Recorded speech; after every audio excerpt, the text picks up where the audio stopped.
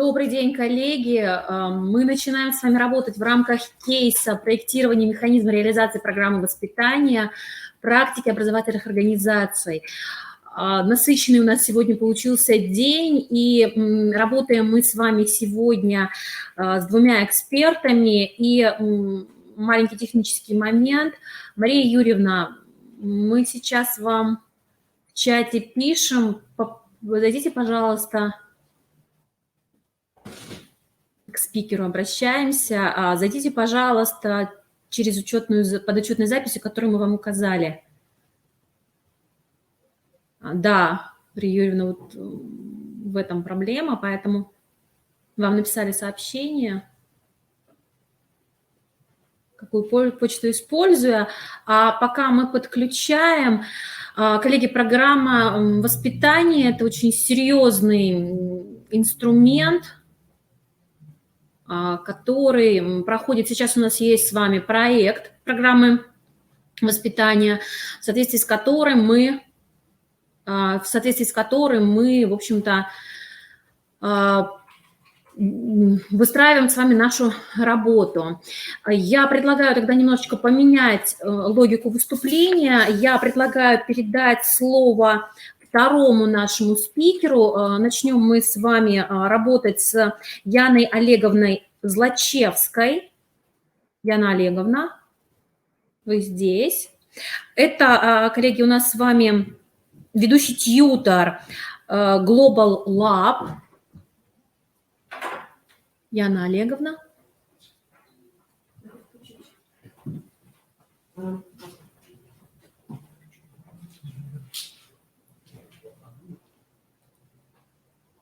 Яна Олеговна.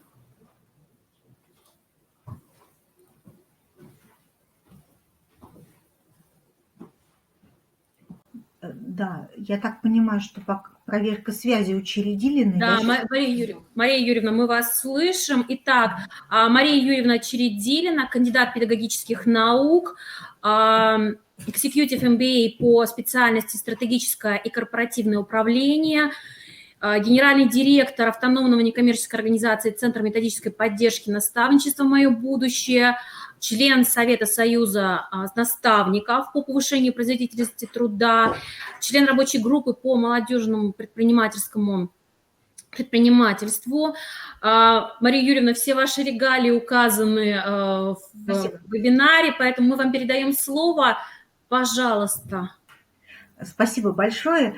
Уважаемые участники, вот пока звучали приветственные некие слова и еще будут звучать, я хотела бы вас попросить ответить на два предварительных вопроса, и эти ответы нам понадобятся сегодня в ходе нашей работы.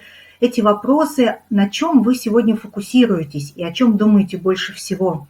Пожалуйста, ответьте прямо в чате. Нас не так много, но, может быть, это и хорошо, да, это дает нам возможность получше познакомиться и быть более искренними и открытыми друг к другу. Итак, небольшое упражнение, которое пригодится нам при рассмотрении кейса, который я представляю. На чем вы сегодня фокусируетесь? О чем думаете больше всего? Жду ваши ответы и сделаю небольшой анонс того, что мы с вами сегодня будем делать. Буквально в течение 20-25 минут, как мне сказали организаторы, которых я очень благодарю за это приглашение. Это уже мое повторное участие в большом таком событии в Республике Коми. В прошлом году это был март, это была очная встреча, ну и теперь у нас с вами возможность дистанта. Если можно, то при ответе на вопросы чуть более конкретнее, да, отвечайте, какой именно вопрос, что именно вас волнует, на чем фокусируетесь. Вячеслав Алексеевич, спасибо, что вы уже начали это делать. И тот кейс, который я буду представлять, он будет касаться наставнических программ. Это программы, которые осуществляют как сотрудники образовательных организаций, так и волонтеры, активные граждане, приходящие извне и готовые сотрудничать с воспитанниками, с обучающимися по поводу их индивидуальных образовательных маршрутов, их будущего, навыков самоорганизации, предпрофессиональных и профессиональных проб. Я являюсь руководителем 2 крупных межрегиональных проектов по наставничеству. У нас 24 площадки от Калининграда, от Калининградской области до Амурской области. И, соответственно, вот расскажу о том, какой опыт мы пережили в последние 2 буквально месяца, да, и к каким выводам пришли о возможностях воспитательного взаимодействия именно в дистанционном формате, в условиях ограничительных мероприятий, в условиях удаленности, труднодоступности ряда населенных пунктов, в условиях закрытости, самоизоляции учреждений, к которым относятся и детские дома, и школы при колониях, и некоторые другие учреждения, которые действительно просто закрыли сейчас свои двери. Сразу хотела бы сказать, что прежде всего наш с вами кейс будет не педагогическим, а управленческим. Ведь мы говорим с вами о необычных условиях. Это условия, когда неожиданно вдруг поменялось то, как мы работаем, что от нас ждут и какими инструментами мы можем пользоваться. Да, позвольте мне такой подход обозначить. И скажите, пожалуйста, среди тех, кто присутствует, есть у нас люди с административной позицией, с управленческой жилкой или позицией? Давайте посмотрим, кто это у нас. Ну, и здесь такая вдохновляющая фотография, да, один из первых примеров, когда мы должны были понять, что действительно вот дистанционная работа всех нас ждет. Но надо сказать, что наша организация начала переходить через этот Рубикон и ставить эту задачу еще до 1 апреля, который фигурирует на экране, уже при первых таких звонках.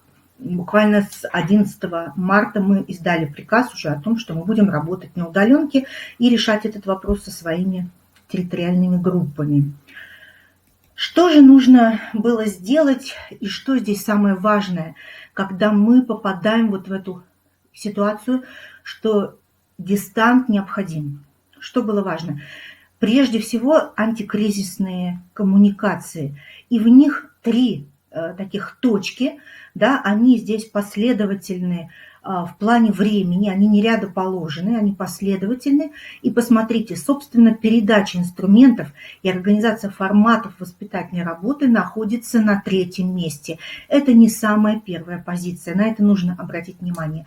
При переходе, прежде всего, вы должны согласовать некие ценностные истории. Да? Для чего мы это делаем, как это соотносится с нашей миссией, почему это важно сейчас. Когда вы работаете в обычных условиях, то, наверное, вы это делаете в режиме диалога. Да? Вы стараетесь найти время в то, чтобы каждый участник процесса, педагог, наставник, воспитатель мог проникнуться этим. Если речь идет об антикризисных коммуникациях, то у руководителя есть очень короткий период, чтобы буквально в течение нескольких дней четко протранслировать свою позицию. Потому что в этом случае он выступает опорой для своих сотрудников, да, для своих последователей. И эта позиция должна быть сформулирована, закреплена, даже если они пока к ней еще не готовы, потому что испытывают состояние растерянности, неопределенности и некоторые другие. Итак, посмотрим сейчас, как это было сделано в нашем кейсе. Дальше 2-й этап – это научить людей, самих воспитателей сохранять ресурс и поддерживать ресурс. Да, это психосоматика, это психологическое состояние, это уверенность в завтрашнем дне. Чтобы делиться чем-то, чтобы воспитывать кого-то, нужно быть прежде всего самому в ресурсе. Да, и растерянность, страхи, которые испытывали многие взрослые при переходе в новые форматы, продолжают испытывать, это враги, да, в общем-то, враги деятельности, но они помощники в том, чтобы перейти к новому формату, если мы правильно с ними работаем. Только потом инструменты и организация. Итак, поставьте, пожалуйста, плюсы, если услышали логику продвижения, да, и то, почему этот кейс прежде всего управленческий и только потом педагогический. Управляем коллективом, если мы администрация, управляем собой, если мы действующие наставники. Спасибо, Любовь Ивановна, Елена Сергеевна, успеваете. И затем только переходим к управлению педагогическим процессом, воспитательным процессом и, собственно, нашими воспитанниками, да, при сохранении их субъектности. Да, спасибо всем, кто меня поддержал. Светлана Купряшина. Значит, с каким призывом мы выходили, я выходила к своим коллективам. Повторюсь, что это большая межрегиональная история, и надо сказать, что задачу мы выполнили. На конец апреля у нас из 24 площадок 22 реализовали свой план. Более того, одну площадку мы как раз открыли, 24-ю. То есть мы в кризис открыли площадку и запустили процесс, но благо там были люди, которые хотели это сделать. У нас некоммерческая организация, но любая образовательная организация является некоммерческой, да, согласно законодательству. И, значит, о чем шла речь? Что самое главное в этой ситуации – это приверженность и ответственность тем процессам, за которые которые на нас лежат, да, которые мы должны реализовать. И, конечно, когда возникла вот эта растерянность, и люди стали говорить: ну давайте не сейчас, а давайте через 2 недели, да, а давайте мы подождем, а может быть карантин это ненадолго. Вот что нужно было сказать и какой мог быть мотив для того, чтобы они собрались и начали делать? Вот как вы думаете, какую здесь можно было ценность или даже какую логическую конструкцию предложить для того, чтобы они это почувствовали? Эту ответственность, эту приверженность. Подумайте, да, я изложу как бы свой подход, но если появятся еще идеи, это было бы здорово. И посмотрите, я не боялась говорить о том, что это жесткий спрос с тех, кто работает с несовершеннолетними, с людьми в трудной жизненной ситуации и так далее. Мы понимаем, что приходят в эту сферу по-разному, да, может быть интересно, жалко, хочется попробовать. И более того, люди часто приходят на некоторое пакетное предложение. То есть вот они становятся соучастниками, скажем так, воспитательного процесса на определенных условиях. Что это вот столько-то ехать от дома, да, или так-то будет ко мне воспитанник обращаться, приходить, это будет такой режим, это будут такие условия. И когда условия резко меняются, то, в общем-то, оказывается, что мы тоже не выполнили свои обязательства перед этим наставником, перед этим воспитателем. Для него все поменялось. И что здесь можно предложить, да, когда он теряет свой комфорт? Предложить понять, что вот эта спасительность, представление, что это временно, она обманчива. Нет, собственно, ничего временного в этом мире, да, потому что кризисы, они приходят один за другим. И их много в этом мире, и они приходят, примерно раз в 3-4 года. И то, как вы проживаете один кризис, это вообще модель вашего поведения в кризисе. Как долго вы можете принимать решения, да, как быстро, наоборот, вы соберетесь. И вот основным тезисом, с которым вы выходили, это то, что люди, которых вы сопровождаете, наставляете и воспитываете, находятся в еще более уязвимом положении. Дети боятся, дети не знают, что будет дальше, они оказываются в изолированной ситуации, и очень разные семьи, да, где может быть и как бы отсутствие поддержки образовательного процесса, и насилие в семье, и какие-то не очень благополучные условия, и тем более, если это закрытые учреждения.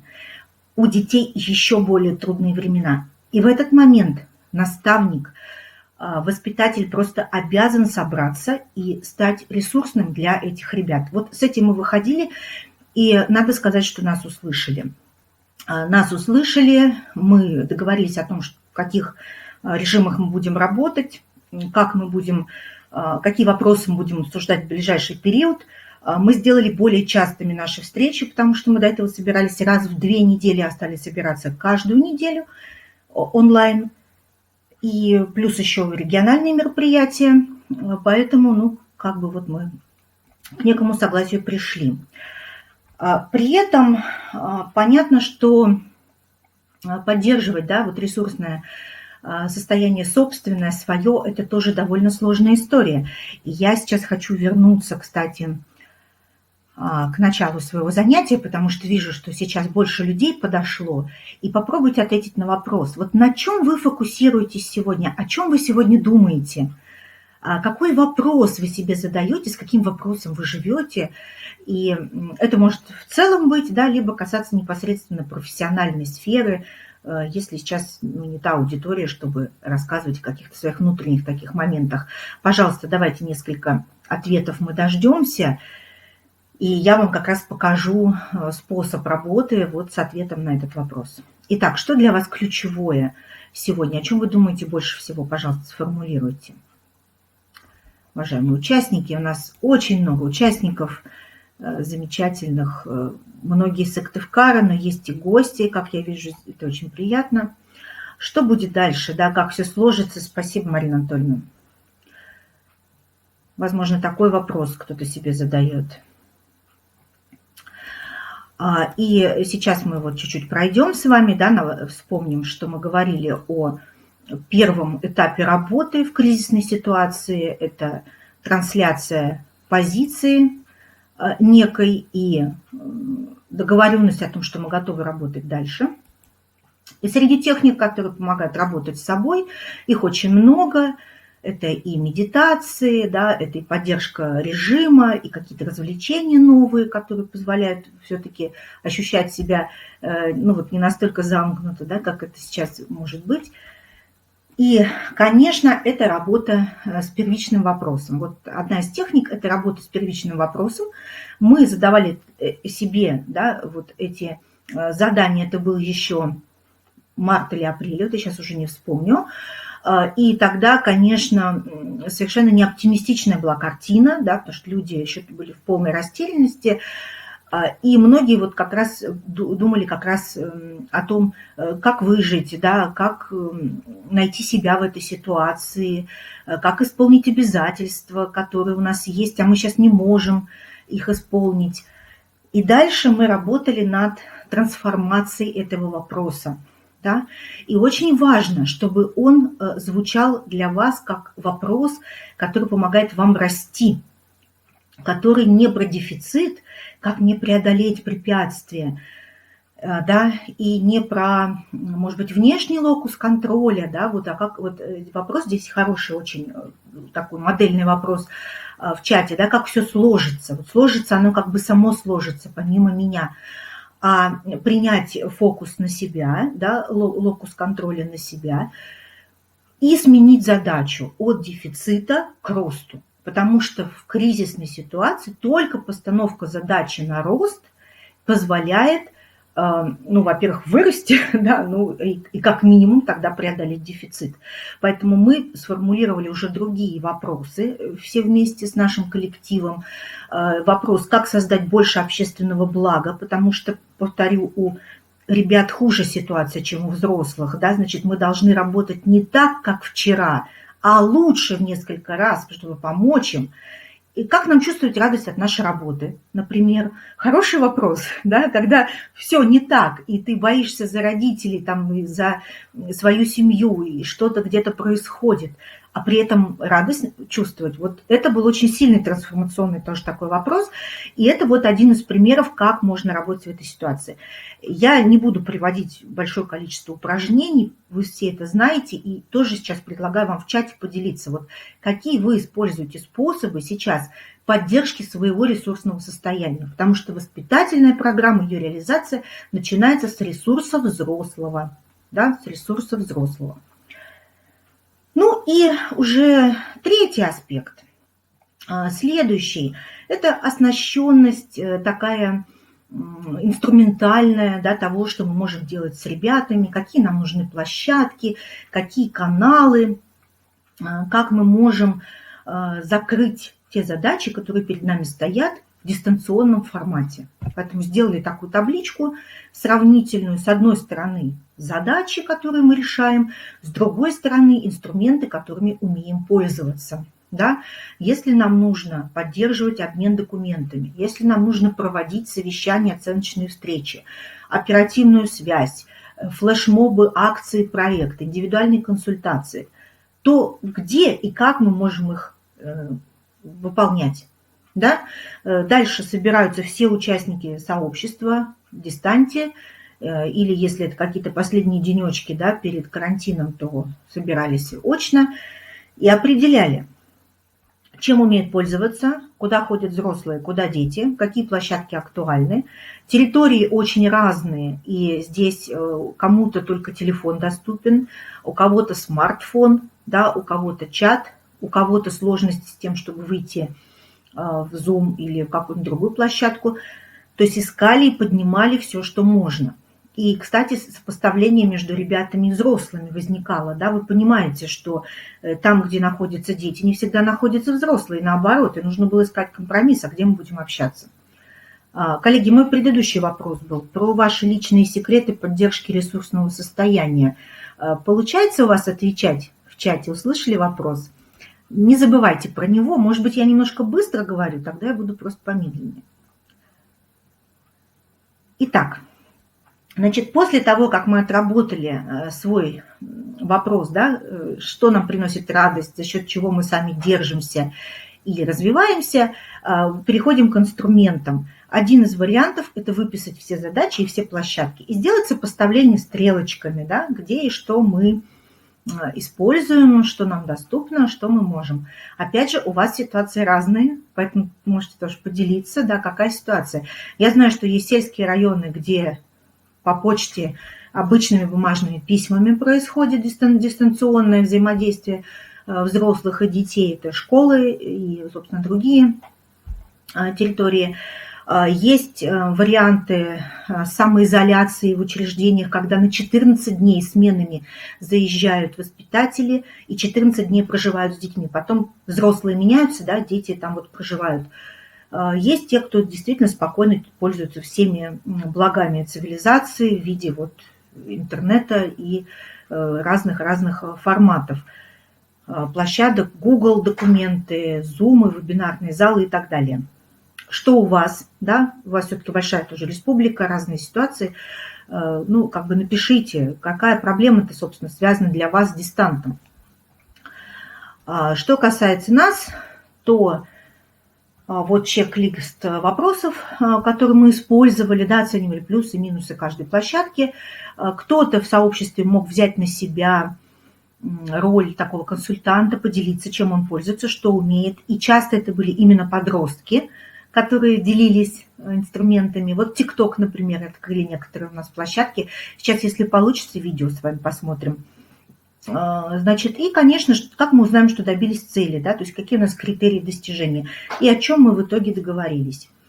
Поэтому я вас призываю к тому, чтобы построение воспитательных программ в дистанте вы делали вместе с самими ребятами. Ну и еще, наверное, два важных момента.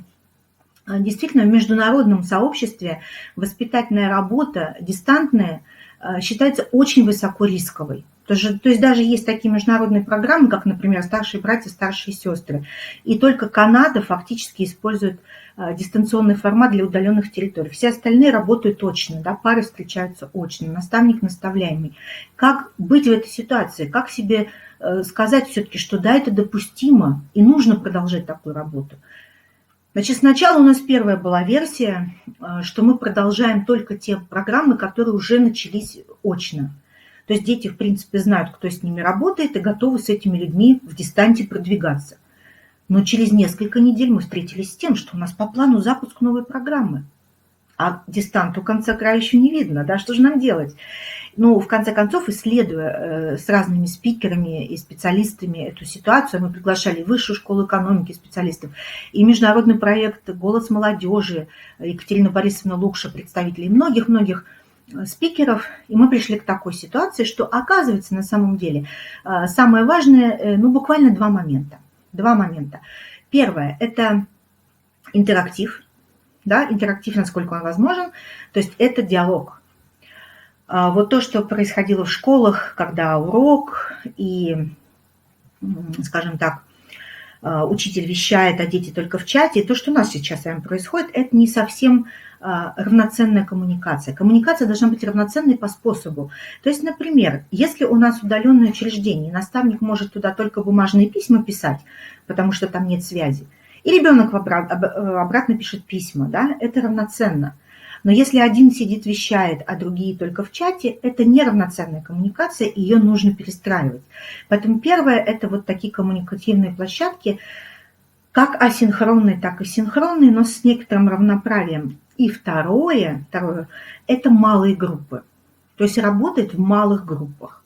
3, 4, 5, 7 человек – это максимум. Все. Если вы возьмете большой поток своих воспитанников и хотите с ними работать, продолжать проводить разные форматы взаимодействия, мы сейчас о них с вами тоже вспомним, да, как бы как их можно делать, то это должна быть разбивка на мини-группы.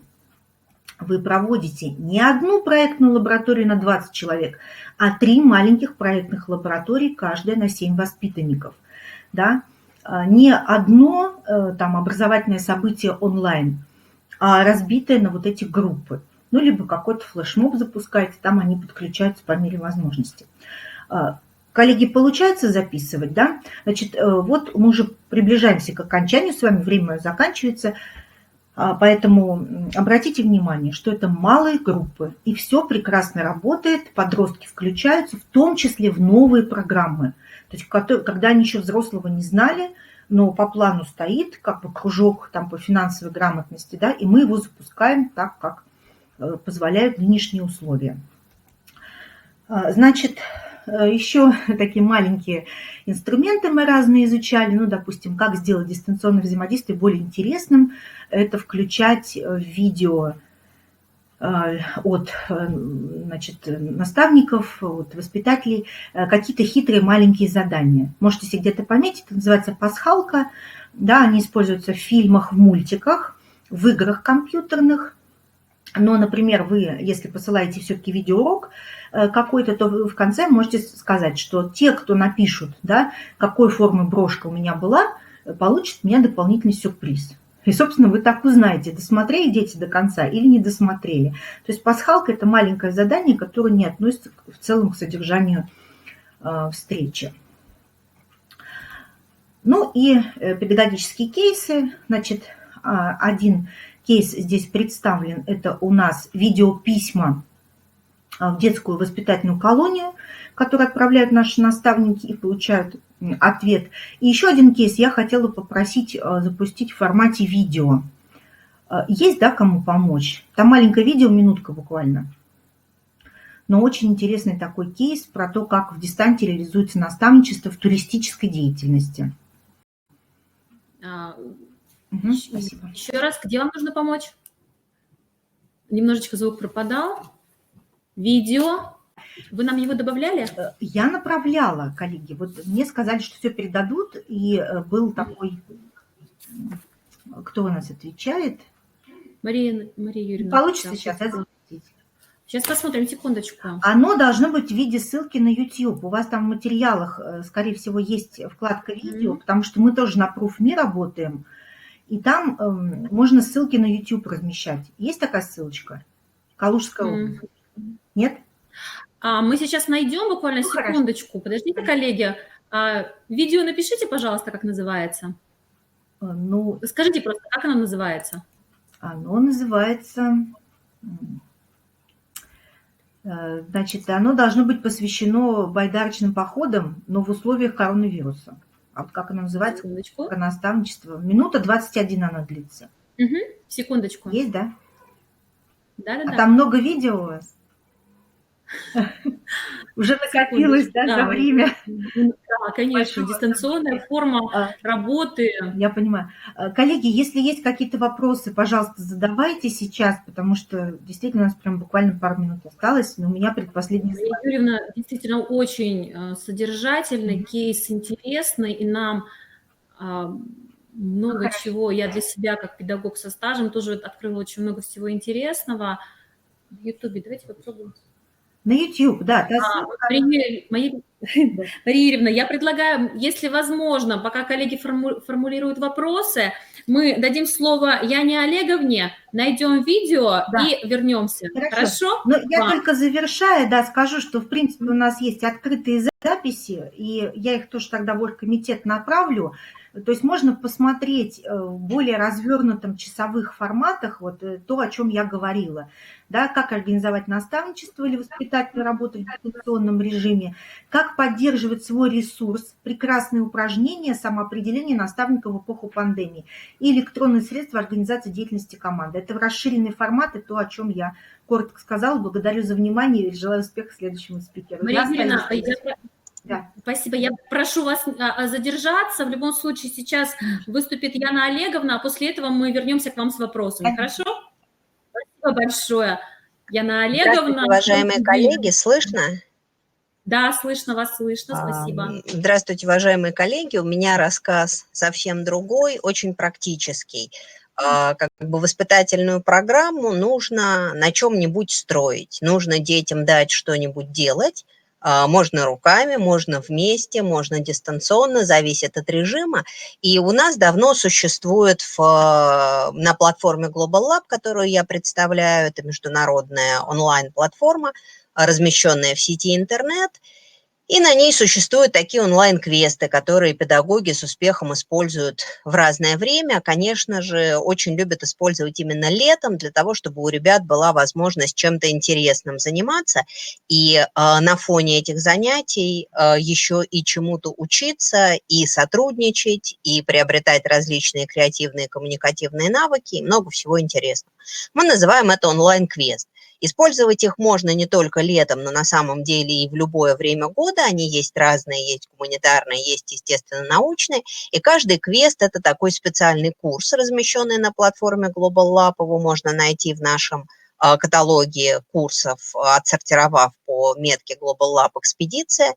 И в этом квесте можно работать одному, можно работать в группе. Исходно мы, конечно, их проектировали на то, что ребята создают свою команду, придумывают для нее девиз, вместе выходят и что-то исследуют в природе. Сейчас это, конечно, придется все делать дистанционно, даже если это будет совместная работа, но дистанционный формат работы у нас тоже возможен, поскольку площадка в интернете, она дистанционная.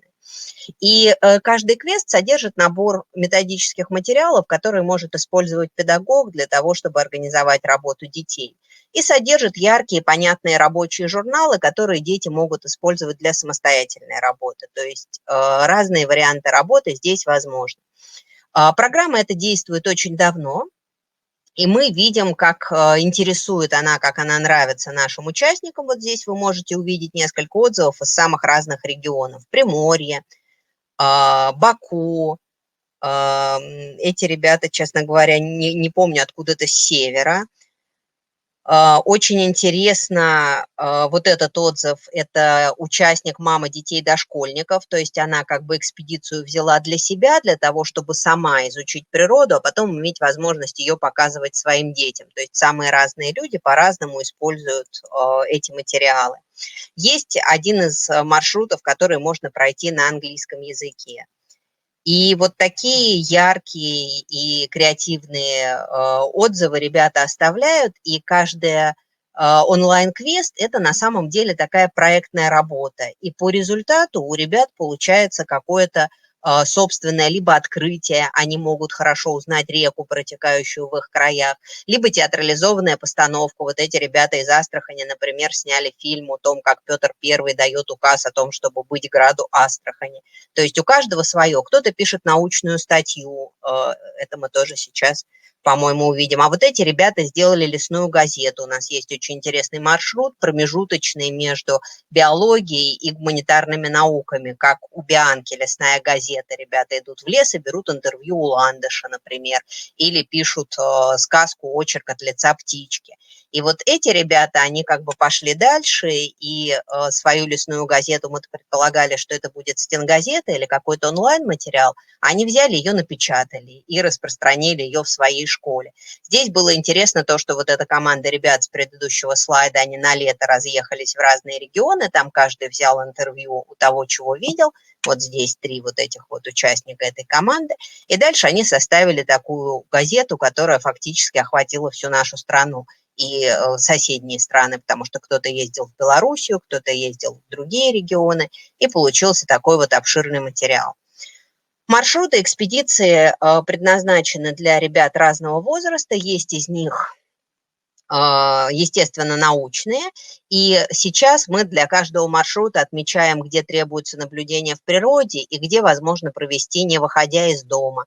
Для каждого маршрута где требуется наблюдение в природе, естественно, его не получится использовать, если у вас ребята находятся в изоляции в городе, но его получится провести, если вы работаете в сельской местности, там у ребят, скорее всего, есть возможность работать на территории своих домов, и там уже что-то можно будет исследовать. Может быть, не удастся пойти к реке, но что-то вполне получится сделать. Есть маршруты для гуманитариев. С ними попроще, их хорошо можно делать в изолированном виде, не выходя из дома, и они тоже очень разнообразны. Можно нарисовать комикс по мотивам абсолютно любого выбранного произведения, и, естественно, это может быть как совместный комикс, когда ребята делят произведение на части, делают раскадровку, и каждый рисует свою часть произведения. Это может быть индивидуальная работа.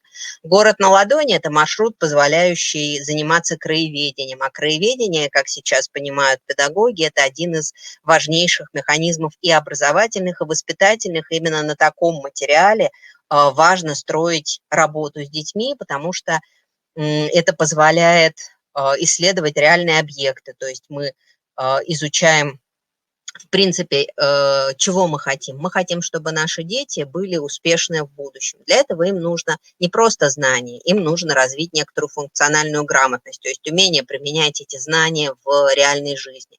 А для того, чтобы это произошло, им необходимо не получать книжку с уравнениями, которые надо решить строго известным образом, а им нужно получать какие-то открытые задачи, связанные с реальными объектами, для решения которых придется использовать, собственно, те знания, которые доступны человечеству, и то, чему их учат в школе. И краеведение как раз представляет собой интереснейший материал для формулирования таких заданий. И наш краеведческий маршрут «Город на ладони», он не исключение. Театр эмоций – это возможность поговорить о том, что ты чувствуешь, что другие чувствуют, что-то смоделировать, тоже провести какие-то постановки. Поэтическая экспедиция интересна экскурсом в стихии давних времен. Здесь мы говорим о древнегреческом гекзаметре, о японских хайку, о лимериках из Англии, и потом пишем свои собственные стихи, тоже с многочисленными материалами, помогающими работать с этими тезисами. Интересный курс в поисках пропавшего шедевра позволяет поговорить о музеях. Сейчас в условиях изоляции очень многие музеи дали различные онлайн-программы, что позволит и этот маршрут реализовать, не выходя из дома. А если говорить несколько более широко, в принципе, о возможностях этого маршрута, то он, опять-таки, решает очень интересную задачу, потому что искусствоведы знают, что во многих небольших региональных музеях, не таких широко известных, как, допустим, Эрмитаж в Петербурге или Музей изобразительных искусств в Москве, есть интереснейшие полотна, которые достойны, чтобы о них знали по всей стране, но о них еще не знают. И вот ребенок может выбрать одно из таких полотен и представить его на платформе Global Lab всему нашему сообществу, которое объединяет уже более 200 тысяч человек из разных уголков нашей страны. И маршрут «Вежливый охотник» посвящен изучению человеческой речи, поговорки, которые используются в реальной жизни, не те, которые написаны в школьном учебнике, а те, которые действительно сейчас бытуют в реальной речи. Как человек реагирует на неожиданные, поражающие, удивляющие новости, батюшки, да что вы, то есть вот собираемся такие вещи и их изучаем. А в качестве иллюстрации здесь сказка на английском языке, которую сделали наши участники. Вот так выглядят материалы для работы, которые мы используем. Это рабочие журналы, которые можно распечатать и заполнять в офлайне. То есть если вы какое-то время работаете без доступа к интернету, все материалы можно скачать и с ними работать. А потом вы все равно возвращаетесь в общее онлайн-пространство и представляете там результаты своей работы. Мы еще проводим конкурс на 3 лучшие индивидуальные работы и 3 лучшие групповые работы. И это очень интересно для ребят из отдаленных территорий, для ребят, у которых нет такого доступа к большому количеству образовательных ресурсов реальных, существующих в их в месте, где они живут, или к каким-то интересным педагогическим наработкам, они могут участвовать в этом онлайн. Ребята активно знакомятся на платформе и общаются, и так они видят работу других ребят и начинают за ними тянуться, даже если сначала у ребенка не было такой мотивации, такого интереса к учебной работе и к самостоятельным исследованиям, он появляется, когда он вливается вот в эту Global Lab'овскую команду. Ну и еще, конечно же, интересно, что сейчас начинают говорить о креативном мышлении, об изучении креативности, и даже в 2021 году в международных исследованиях качества образования PISA появится тест на креативность. А креативное мышление, например, умение формулировать идеи, оценивать идеи, отбирать идеи, улучшать идеи, связанные с креативным самовыражением, которое может быть письменным, может быть устным, может быть художественным или символическим. И наши экспедиции, наши онлайн-квесты – это как раз способ учиться вот этому креативному самовыражению, потому что все они построены от исследования к самостоятельному творчеству. Вот пример еще одной странички рабочего журнала, прошу прощения. И, собственно, еще о чем я хотела сказать, это то, что все наши экспедиции, как и вообще вся наша платформа, построена на идее учебно-исследовательской деятельности. То есть ребенок развивает функциональный навык исследования, научный подход к миру. И для того, чтобы это происходило, мало пройти исследование, мало изучить реку, мало нарисовать свой комикс. Необходимо создать некоторый итог. И для оформления итога существует большой итоговый документ в каждом из маршрутов экспедиции, где нужно выбрать, как ты будешь отчитываться. Можно снять видеофильм, можно подготовить фотоотчет, можно нарисовать стенгазету, какую мы ожидали от тех ребят, которые создали свою не стенгазету, а настоящую газету. Можно написать научную статью. И для каждого из этих материалов подробно описано, как она будет выглядеть. И вот дальше вы видите, собственно, участника квеста «Занимательная ботаника», который написал научную статью. С левой стороны это его рабочий журнал, это он на месте, находясь в лесу, нарисовал свой опытный участок, схематический план. Сами понимаете, это география на самом деле. А слева это его научная статья, таблица, в которую занесены все виды деревьев, которые он встретил, и количество стволов, фотография лишайников, описание лишайниковой флоры, травянистые растения. И вот эту статью он сдал как конец своего исследования. Здесь вы видите пример материалов для педагога, как поиграть с детьми в рифму и ритм в рамках поэтической экспедиции. Рабочий журнал, естественно, научного маршрута «Словесный портрет реки». И вот такое вот место, где можно нарисовать план, который вы видели на предыдущем слайде. Это театр эмоций, как описаны разные эмоции, а справа это квест «Найди украденную картину». То есть на самом деле, конечно же, она не украдена, но это вот способ познакомиться, такая мотивация. Принять участие в этих квестах достаточно просто. Необходимо зарегистрироваться на сайте Global Lab, создать команду участников. Если нет возможности работать в онлайн, то это будет финалом экспедиции, но в конце концов, чтобы загрузить материалы, надо будет зарегистрироваться. Выбрать себе курс, скачать его материалы, и потом можно присоединиться к курсу и заполнять анкеты в онлайн, вот этот вот маршрут, который вы проходите. Можно проходить его прямо в онлайне, можно скачать журнал исследователей и проходить его же в офлайне. И это отчетная анкета, в которую загружается итоговый ваш видеоролик, фотоотчет, газета и прочие ваши материалы. Экспедиции есть для самостоятельного происхождения и групповые, и все участники участвуют в конкурсе отчетных работ, где мы выбираем 3 победителей, 3 группы и 3 индивидуальных победителя. Вот, собственно, рассказала. Задавайте, пожалуйста, вопросы.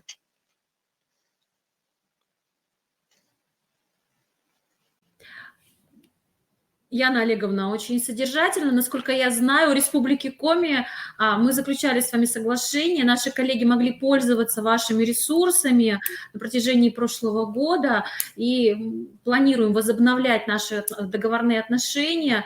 Материалы очень интересные, действительно, и очень удобные. Скажите, пожалуйста, ссылочку, да, вы нам дали. То есть презентацию, если можно скачать, то там все ссылочки есть. Презентация будет доступна в конце семинара для скачивания, поэтому, да, никаких сложностей не возникнет. Яна Олеговна, скажите, пожалуйста, а у вас на сайте ведь представлены какие-то результаты предыдущих лет? Да, вот этот файл, вот этот проект, который я показывала, который называется Мгм. Global Lab Экспедиция Отчет, вот он так выглядит. Мгм. Если вы в нашем каталоге проектов напишите вот это самое слово «Отчет Экспедиция», то вы найдете этот файл, вот там 131 отчет, и можно усмотреться и фильмы, и... Замечательно. А еще вопрос. Скажите, пожалуйста, а родители с ребенком напрямую, без педагогической помощи, могут ведь участвовать в ваших проектах? В А связи вот это с у нас вот пандемией. эти без родители с ребенком напрямую, это вот, пожалуйста, семейная команда, она называлась «Бабушка Мабан», Андрей, бабушка и мама. Так Здорово. что То есть у вас на все категории граждан. да, Замечательно. абсолютно.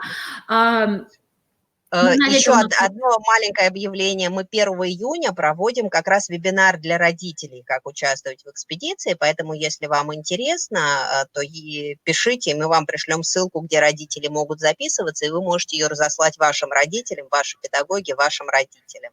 Это хорошо. именно для родителей. Хорошо. Тогда, коллеги, мы представим эту ссылку, потому что действительно период пандемии, и когда необходимо детей занимать, чтобы они не были предоставлены сами себе, а этот проект действительно зарекомендовал себя уже не первый год, интересный опыт, и, ну, в принципе, вот даже ваши журналы, назовем их так, их можно использовать в том числе ведь и во внеурочной деятельности, воспитательной Да, деятельности, да. отслеживая какие-то промежуточные результаты. Поэтому спасибо вам большое за опыт. И еще хочу сказать, что в течение вот до конца работы семинара, сегодняшний день, завтра, на платформе вопросов могут появиться вопросы, в том числе и к вам, мы будем их переадресовывать и будем сотрудничать. Спасибо большое, Яна Олеговна. Спасибо за отзывы большое. Всего Спасибо. доброго. До свидания. Всего доброго. До свидания. А мы с вами возвращаемся к Марии Юрьевне. Мария Юрьевна, готова подключиться? Да, я готова. Мы хотели с Подключаемся, вами еще, да. да, о педагогических моментах поговорить. Вот действительно сейчас инструмент был представлен замечательный для дистанционной работы. Если вернуться, да, к моей презентации, то то, собственно, ну, давайте пока без презентации. Вот я взяла даже сейчас письма, которые мы получаем от ребят из удаленных организаций образовательных, когда наставник не может приехать, да, вот происходит вот такой обмен письмами. То есть мы вернулись к средневековому жанру общения, но, тем не менее, это вполне эффективно, это работает. Да, спасибо за презентацию. Вот также ссылки на наши видео, которые открыты, поэтому я думаю, что можно, да, эти ссылки дать, то есть здесь никаких платных мы не предлагаем услуг. Вот, и сейчас я вам покажу кейс из Калужской области, когда наставник является наставником в одном из видов продуктивной деятельности, в данном случае речь идет о туризме, и как людям удалось вот продолжить коммуникацию, продолжить подготовку к походам, несмотря на то, что условия сейчас не очень благоприятные. Так, сейчас, коллеги, все было здесь. Да, вот. Да, ну вот такая короткая виртуальная тренировка. Если у кого-то браузер, да, не позволил посмотреть, тогда можно будет просто по ссылке в видео это потом увидеть. Пожалуйста, вы обещали вопросы, поэтому я готова на них ответить. И, может быть, какие-то еще материалы вам предложить в зависимости от ваших пожеланий.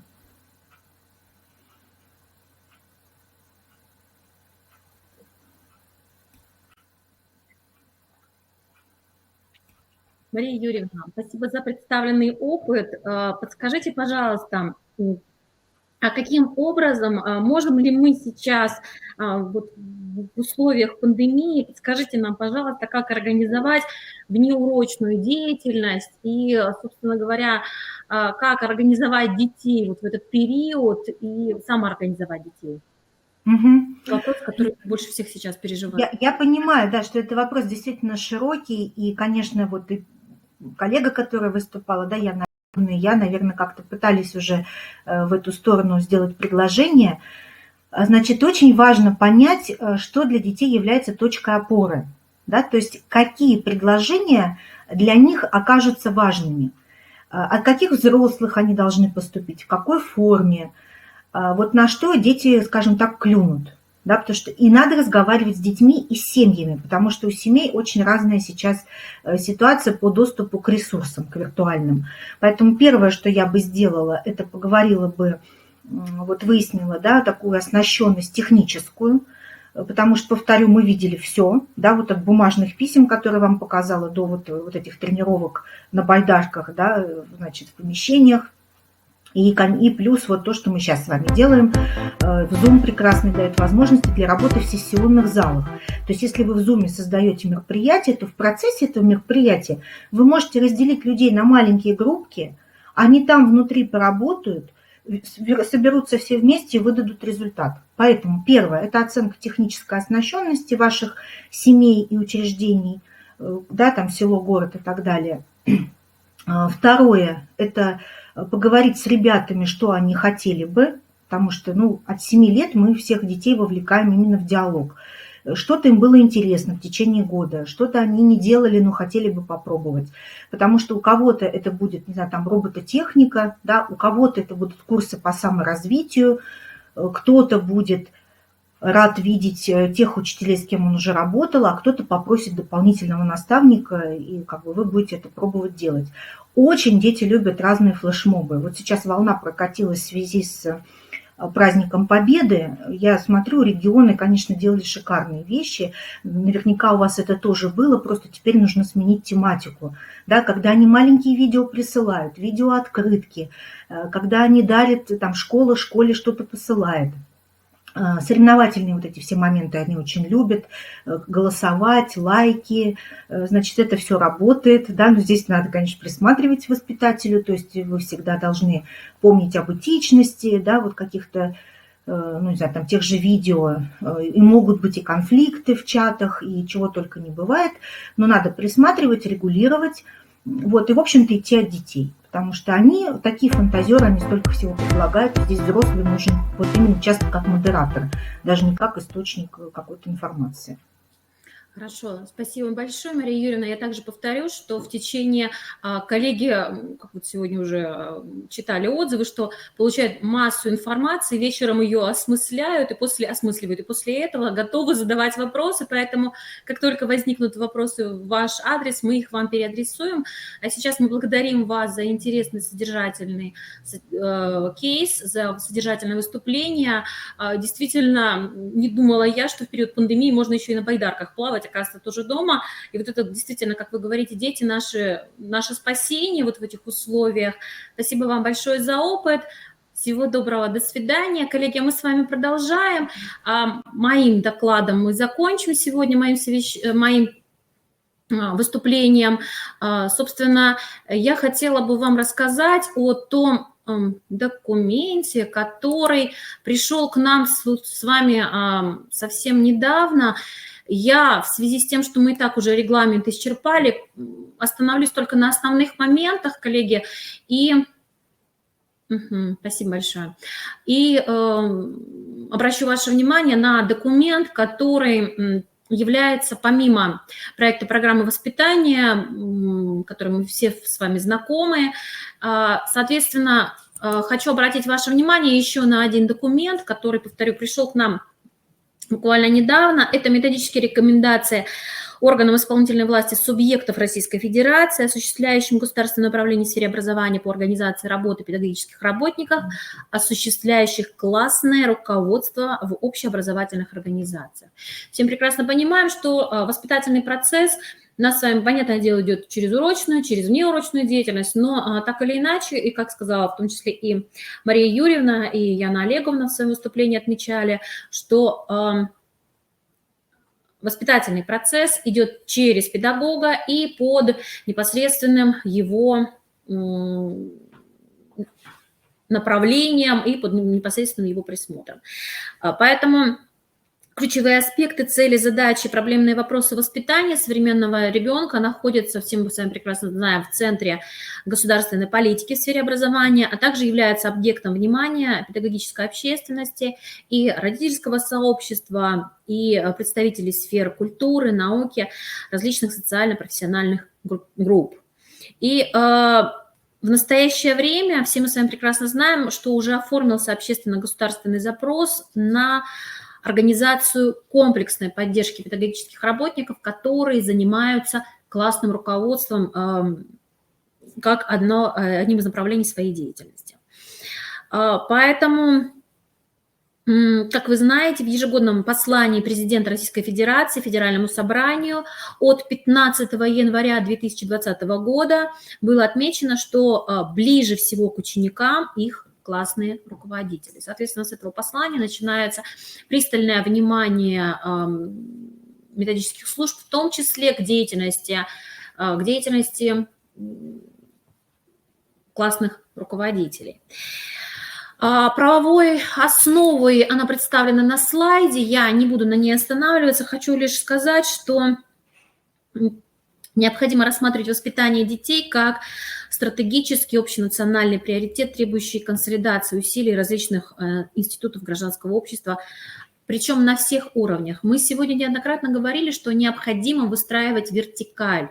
Вертикаль, начиная с федерального уровня, региональный, муниципальный, и доходим до образовательных организаций. Здесь, коллеги, то же самое, и воспитание детей тоже необходимо выстраивать, исходя из этой логики.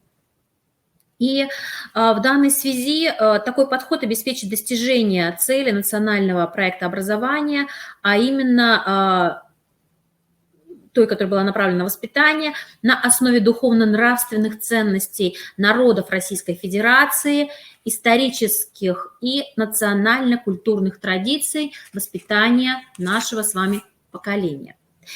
Организация деятельности по классному руководству на местном уровне, то есть в муниципальных районах, городских округах, должна быть направлена на создание условий эффективной воспитательной деятельности. При реализации целей задач воспитания и социализации подрастающего поколения, установленных нормативно-правовыми актами федерального и регионального уровня, поэтому все ваши локальные акты образовательных организаций ни в коем случае не должны противоречить федеральным. Вы это и так прекрасно знаете, просто немножечко конкретизировал.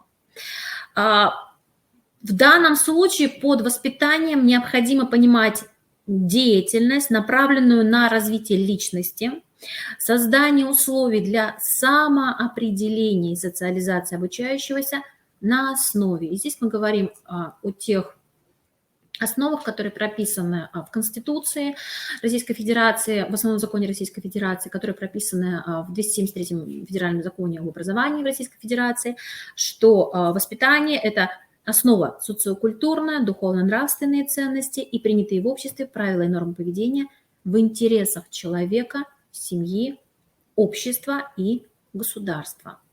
И, соответственно, на слайде представлены 9 основных важнейших принципов организации социально значимых задач содержания воспитания и успешной социализации обучающихся. Вы их видите, опять-таки же, из экономии времени не буду на них останавливаться. Посмотрите, но самая основная, с моей точки зрения, это кооперация и сотрудничество субъектов системы воспитания. То есть, коллеги, мы с вами ничего самостоятельно не сделаем без взаимодействия семьи, общества, государства и образования. То есть только во взаимосвязи вот всех этих субъектов системы образования, системы воспитания мы добьемся поставленной цели, добьемся поставленного результата. Приоритетными задачами деятельности по классному руководству, соответствующими государственным приоритетам в области воспитания и социализации обучающихся, являются, вы видите, здесь перечислены 5 основных задач. Первая из них – это создание благоприятных психолого-педагогических условий в классе, формирование обучающихся высокого уровня духовно-нравственного развития, формирование внутренней позиции личности обучающегося по отношению к негативным явлениям окружающей социальной действительности, активная гражданская позиция и способность обучающихся реализовывать свой потенциал. И исходя из этих 5 приоритетных задач у нас с вами вытекают 5 условий успешного решения обозначенных задач. Во-первых, мы все прекрасно понимаем, замечательно, кстати, да, Мария Юрьевна совершенно права. Дистант вот усилил эту проблему отсутствия кооперации между вот субъектами образовательных отношений. Коллеги, посмотрите, выбор эффективных педагогических форм и методов достижения результата. То, о чем говорила сегодня Мария Юрьевна и Яна Олеговна, в воспитательном процессе, в любом случае в образовательном процессе, в воспитательном процессе необходимо выбирать эффективные педагогические формы. Все вы, а классный руководитель – это человек, правильно ведь написано в документе, что классный руководитель – это человек, который ближе всего к детям, он лучше всего знает их какие-то внутренние проблемы, сложности и так далее, поэтому именно классный руководитель может грамотно выстроить траекторию воспитательного процесса. Далее, посмотрите, реализация процесса духовно-нравственного воспитания, социализация обучающихся, ресурсы социально-педагогического партнерства. И опять-таки же мы говорим про партнерство с той же самой семьей. Да, мы прекрасно понимаем, что семьи бывают разные, и в данном случае контекст семьи, об этом я тоже буду говорить, что воспитательный процесс строится с учетом контекстного анализа ситуации. Конечно же. Кроме того, посмотрите, взаимодействие с родителями, законными представителями. Мы все прекрасно знаем, что родители бывают разные, те, которые активно идут на контакте, которые не хотят никоим образом участвовать в воспитательном процессе своих детей. Есть родители, которые говорят, мы вам детей доверили, да, вот вы теперь их как-то там воспитываете, то есть перекладывают на школу функционал по социализации, по первичной социализации детей. Но, тем не менее, посмотрите, обеспечение защиты прав и соблюдения законных интересов каждого ребенка в области образования посредством взаимодействия, опять-таки же, с членами педагогического коллектива и участие в организации комплексной поддержки детей, находящихся в трудной жизненной ситуации. А мы с вами все живем в одном информационном поле, и мы понимаем, что таких детей в трудных жизненных ситуациях становится, к сожалению, все больше и больше, поэтому, коллеги, обращаем на это особое внимание. При этом специфика осуществления классного руководства состоит в том, что воспитательные цели и задачи реализуются соответствующими педагогическими работниками как в отношении каждого обучающегося, так и в отношении класса, как микросоциума. И в этой связи, опять-таки же, включается ваш функционал как педагога, как психолога, как социального работника. То есть вот эти вот все роли, они, конечно же, включаются. И педагогический работник, осуществляющий классное руководство, не является единственным субъектом воспитательной деятельности. Я повторю, что у нас есть с вами семья, у нас есть другие педагогические работники. Это и педагог-психолог, это и педагоги по общеобразовательным предметам, общеобразовательной школы. Поэтому, коллеги, во взаимодействии классный руководитель как модератор всего этого процесса. Кроме того, есть также взаимодействие с внешними партнерами, тем самым социумом, в котором мы с вами все обитаем. Соответственно, деятельность, связанная с классным руководством, можно поделить на две части. Это, собственно, инвариативная часть, которая соответствует ядру содержания деятельности по классному руководству и охватывает минимально необходимый состав действий, то есть и традиционных, и актуальных задач воспитания и социализации обучающегося. Это независимо от контекстных условий функционирования общеобразовательной организации. Это личностно-ориентированная деятельность по воспитанию и социализации, это деятельность по воспитанию и социализации, осуществляемая с классом как социальной группой. Это и ведение и составление педагогическими работниками, осуществляющими классного руководства, документации и участие в осуществлении воспитательной деятельности, во взаимодействии с социальными партнерами. То есть инвариативная часть, она действительно большая, а вот она универсальная при этом. А вот вариативная часть деятельности по классному руководству, она формируется в зависимости от контекстных условий общеобразовательной организации. То есть вот сейчас у нас с вами у обучающихся выпускных классов и у классных руководителей сложилась такая ситуация, проблема, сложность. Это мы переносим с вами формат проведения последних звонков в онлайн-режим. Вот та самая вариативная часть. И исходя из контекста, то, о чем сегодня также говорила Мария Юрьевна, есть ли у обучающихся доступ в сеть интернет, если у них вообще в принципе интернет-точки, да, какие дети, какой социум, какая семья, на что готовы семьи в рамках организации этого процесса, классный руководитель должен сориентироваться и представить некую модель проведения последнего звонка, причем таким образом, чтобы дети поняли, что это праздник.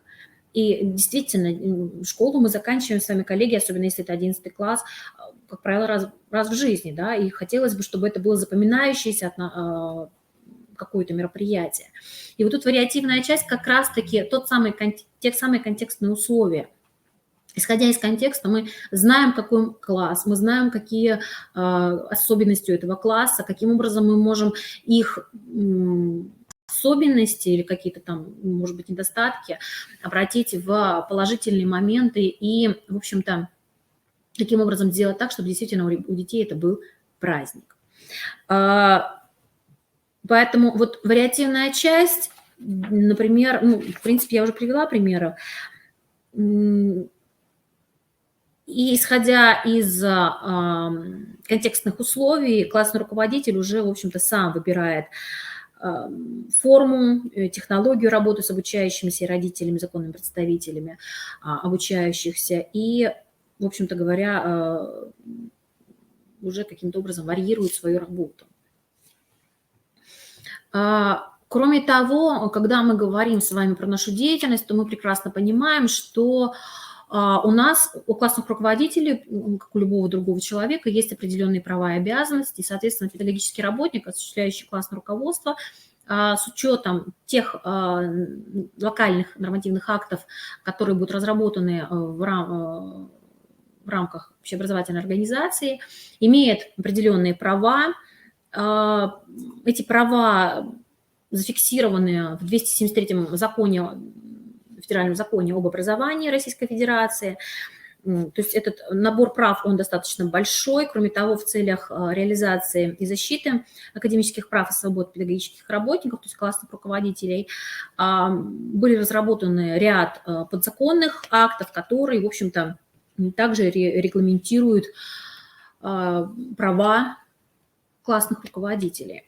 Кроме того, коль скоро есть права, есть обязанности и есть деятельность некая, то, соответственно, конечно же, есть и оценка этой самой деятельности. И вот здесь, на последнем слайде, я позволила себе остановиться на критериях эффективности процесса деятельности, связанных с классным руководством. Посмотрите, вот этих критериев, их 4 основных. И эти критерии, они здесь выделены, поэтому я на них останавливаться не буду. Замечу лишь, что процесс воспитания и социализации подрастающего поколения должен обеспечить последовательное движение от получения знаний, системы представлений о базовых национальных ценностях, духовно-нравственных ценностях народов Российской Федерации, исторических и национально-культурных традиций к формированию позитивной внутренней позиции личности ребенка по отношению к этим социальным ценностям, а затем уже к формированию социальных компетенций, то есть умений и навыков их использовать в жизни, к приобретению опыта деятельности на основе данных ценностей. То есть, коллеги, последние, наверное, лет 5, поправьте меня, если я ошибаюсь, мы говорим с вами о формировании глобальных компетенций, навыков 21 века, и говорим о формировании функциональной грамотности. И до воспитательного процесса эти функциональная грамотность также дошла. О чем мы говорим? Функциональная грамотность – это умение обучающегося применять полученные знания, умения, навыки для решения максимально большого количества круга вопросов. И, соответственно, вот в рамках воспитательного процесса мы также с вами не только прививаем, не только даем эти знания нашим детям, но мы учим их, как этими знаниями, как эти ценности применить к себе, принять их, и как в дальнейшем функционировать, исходя из вот, требований этих ценностей, коллеги. Поэтому есть определенные критерии, есть критерии оценки результатов эффективности, то есть сформированность знаний, представление о системе ценностей граждан России, сформированность позитивной внутренней позиции и наличие опыта деятельности на основе системы ценностей гражданина России. А вот замерить мы все это с вами сможем в том числе и через воспитательные мероприятия, в том числе через те действия, которые осуществляют наши с вами обучающиеся в обычной жизни. Участвуют ли они в социально значимых проектах? Участвуют они, что называется, из-под палки, либо это их собственная инициатива? Участвуют ли они, привлекаются ли они в к образовательной деятельности в качестве наставников? Помогают ли они классному руководителю, учителю и так далее, и так далее? То есть участвуют ли, повторю, в каких-то проектах, общероссийских проектах, связанных с там, волонтерской деятельностью, например, да, и так далее. И как они себя ведут вообще, как граждане, проявляют себя как граждане нашей с вами страны. В заключение хочу отметить лишь то, что, коллеги, процесс воспитания, это наша с вами, тематика нашего с вами кейса, это сложный процесс. Сложно, во-первых, его процесс воспитания организовать, во-вторых, собственно, достаточно сложно посмотреть, смогли ли мы с вами сформировать те компетенции, которые заложены. Поэтому помощи нам всем с вами, терпения в этом сложном, непомерном решении этой задачи. И если возникнут вопросы, повторю, то вы можете нам их задавать в чате, писать, мы его будем просматривать. И также на отдельной вкладке, там есть обсуждения, вопросы, поэтому задавайте. Будем рады вам помочь. И я благодарю еще раз наших спикеров и Марию Юрьевну и Яну Олеговну за интересный опыт. Надеюсь, что коллеги из республики им воспользуются. Всего доброго. До свидания.